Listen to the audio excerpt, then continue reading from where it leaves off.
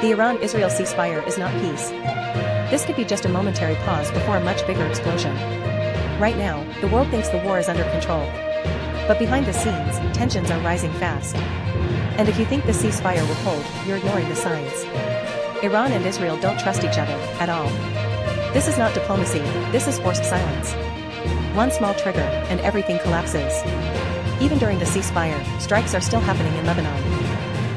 Israel says it's targeting Hezbollah. Iran says this is a violation. If attacks continue, is it really a ceasefire? Israel's prime minister has already said, "We are ready to resume the war anytime." That's not peace. That's a finger on the trigger. Iran is not stepping back.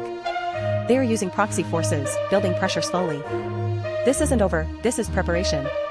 So here's the truth nobody is saying clearly.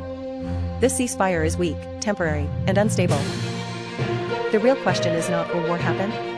The real question is when. If you want real updates, not fake peace narratives, subscribe now.